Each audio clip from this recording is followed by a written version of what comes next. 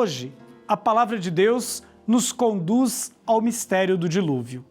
Quando, em meio ao caos das águas e à realidade da morte, o Senhor revela que sua última palavra é sempre a vida.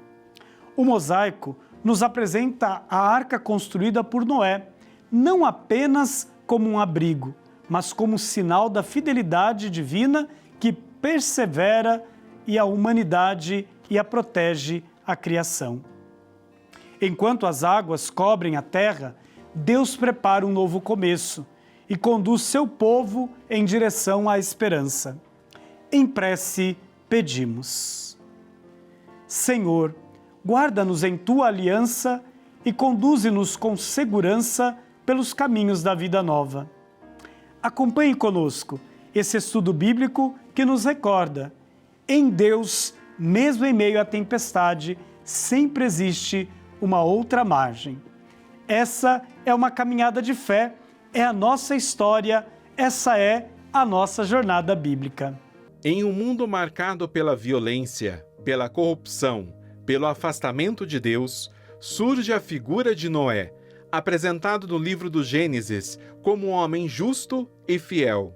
É justamente nesse cenário de crise que Deus decide preservar a vida e renovar a criação através da arca. O relato do dilúvio, presente nos capítulos 6 a 9 do Gênesis, é uma das narrativas mais conhecidas da Bíblia, mas também uma das mais profundas em significado espiritual. A arca construída por Noé representa proteção, esperança e confiança na palavra de Deus. Enquanto as águas cobrem a terra, destruindo aquilo que havia sido corrompido pelo pecado, dentro da arca permanece viva a promessa de um novo começo. Mais do que contar um acontecimento antigo, o texto bíblico revela um Deus que não abandona sua criação. Pelo contrário, ele prepara um caminho de salvação e conduz a humanidade para uma nova aliança. Ao longo da tradição cristã, a arca também passou a ser vista como símbolo da própria igreja, lugar onde a vida é preservada e onde os homens e mulheres continuam caminhando rumo a outra margem, rumo ao encontro definitivo com Cristo. E é justamente sobre esse profundo significado bíblico e espiritual da Arca de Noé que nós vamos conversar agora. E continuamos conhecendo as páginas do livro do Gênesis e hoje vamos encerrar uma parte dessa nossa jornada, dessa nossa busca de conhecimento, deste livro tão importante das Sagradas Escrituras. E quem vai nos ajudar a concluir essa jornada é o Denis, que mais uma vez acolhemos aqui no nosso programa. Ele que é especialista em Sagradas Escrituras e mestre em Ciências da Religião. Obrigado, Padre. Caminhando aí com a Sagrada Escritura ao longo desses últimos programas. Hoje encerramos esse período aí com esses estudos e faço votos que você, ao vir aqui ao santuário, possa olhar e ver todas essas passagens bíblicas que nós temos refletido aqui e poder fazer também a sua meditação, a sua leitura da Sagrada Escritura, tão bem representada aqui no Santuário Nacional. E hoje nós queremos falar de um personagem importante nas Sagradas Escrituras, que é Noé, um homem justo, né? Um homem que procurou cumprir aquilo que Deus lhe pediu. No relato do dilúvio, por que Noé ele vai então ser apresentado como o único justo? Aí nós temos que entender que o caos havia se instaurado no mundo, né? Havia se instaurado, era um mundo de violência, era um mundo de crimes, praticamente todo mundo estava envolvido nisso. E aí nós temos o justo. Noé é retratado como aquele que caminhava com Deus, que era amigo de Deus. Então a primeira coisa que a gente precisa entender é, vale a pena ser justo, né? Vale a pena caminhar com Deus, mesmo se no entorno está tudo ruim, mesmo se está todo mundo do lado mal, vale a pena caminhar com Deus. Deus preserva a vida do justo, isso é bonito, né? E claro, é aquilo que a gente falou também em programas anteriores, para quem acompanhou, o Antigo Testamento sendo prefiguração daquilo que vai acontecer de modo pleno, total, a partir de nosso Senhor Jesus Cristo, Ele que é o justo. Se Noé salva naquele momento a humanidade pela madeira com a qual ele construiu a arca, Jesus, pelo madeiro da cruz, vai salvar toda a humanidade de modo definitivo. Denis, nesse sentido, o que significa a arca? É muito bonito, né? A gente viu aqui no comentário inicial no programa toda a simbologia da arca, mas a arca é aquilo que mostra que Deus preserva a criação. Preserva a criação. Deus fez esse mundo e viu que tudo era bom. Isso a gente não pode perder isso de vista, né? A arca representa essa esperança de que, por mais que tudo pareça que está um caos, como estava naquele momento, tudo parece que está perdido, né? Tem gente que, infelizmente, fala assim, esse mundo não tem mais jeito. Não, a gente olha para a arca e tem que restabelecer em nós a esperança de que Deus conduz, de que mesmo que tudo pareça um caos, tudo está sob o controle de Deus. E mais ainda, como nos ensinaram os padres da igreja, essa arca representa também a igreja. No meio do caos, um lugar seguro, um lugar em que se preserva a vida, porque foi isso que Deus fez. Destruiu tudo, mas preservou a vida através de Noé e sua família. É um local em que se preserva a vida e que se também preserva a criação. Por isso que a igreja defende a vida em todas as instâncias, por isso que a igreja nos ensina como lidarmos com toda a criação, a preservarmos toda a criação. Pontos importantes na doutrina católica, porque a igreja é essa barca, que mesmo que às vezes dá uma balançada por conta das águas do dilúvio, mas ela continua ali, preservando a vida e preservando a criação.